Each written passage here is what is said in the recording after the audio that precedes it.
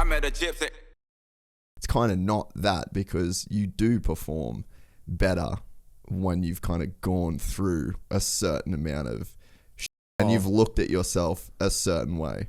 Yeah, 100%. I mean, my relationship with racing, obviously I had a really good amateur career. I won a lot. I was highly touted or whatever, but kind of just how things, and I have a lot of people that I'm really grateful that made that happen for me. You know, you can't do it on your own, and I'm grateful for that. Like, I live a very privileged life, but just how everything ended up happening, my relationship with racing was it was shitty. Like, I love dirt bikes, but I hated them at the same time. Yeah. You know, it's like all this pressure, everything attached to it, and everybody, you know, we talk about perspective all the time in sports. It's even mainstream sports now.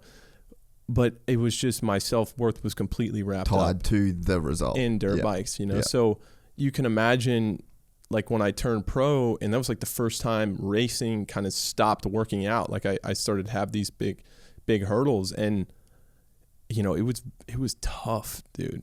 It was tough. It's just I was just buried in it. Buried. Yeah. Yeah. And you can't,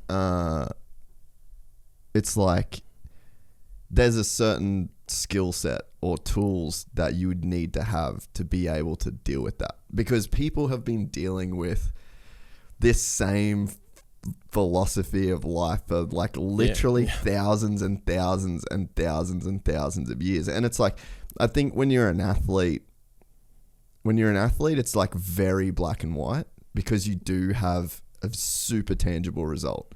So it's like, I'm an athlete, have the ability to win championships, I should win championships. And then it's like, you either yes or no to that. And it's like, if no, then what?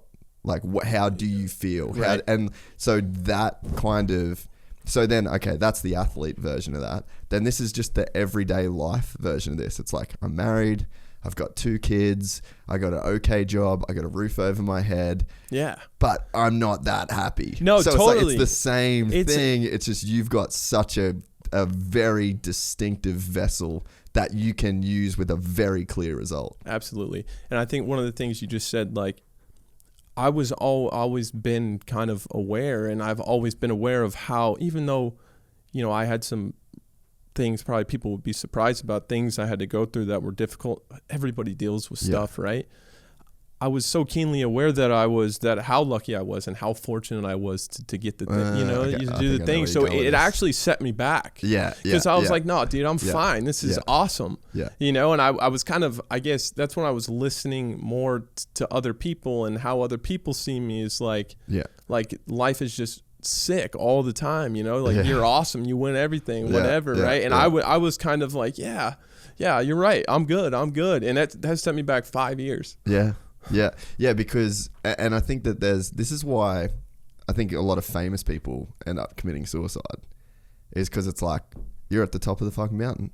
Like Chester Bennington, all-time favorite singer awesome. Of, like, bro, I went to probably 30 fucking Linkin Park concerts in my life. Dude had it all, you know? And it's like, when you're depressed, like violently depressed, when you have everything, you tied the Beatles for #1 consecutive debut albums, and you're fucking depressed. Like, how's that to deal with? You know, like, and then you'd think, oh, well, like, I must be super fucked up, because if I've got all this and I'm this guy and I've done this and I've done that and I'm still depressed, like, there's no hope for me.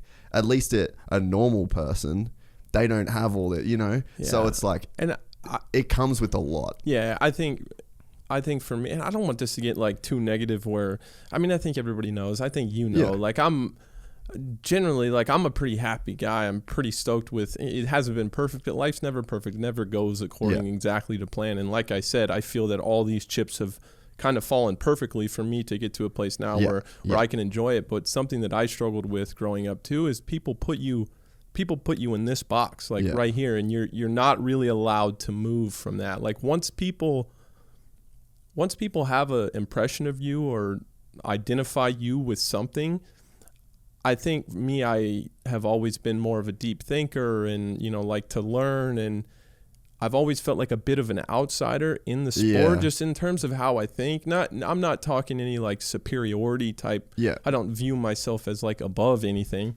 I just feel a little bit different. And I think I dealt with, I guess, some of that just uncomfortable feeling. I mean, I wouldn't necessarily call it depression, but it was difficult for me because I felt like I had to be this guy, like just like we talked about, like always having to work, always said like, don't do a YouTube video, don't do this, don't do that. Yeah. And I was like, okay, like I'll be that guy. Like I'll be this guy that I feel that I'm supposed to be.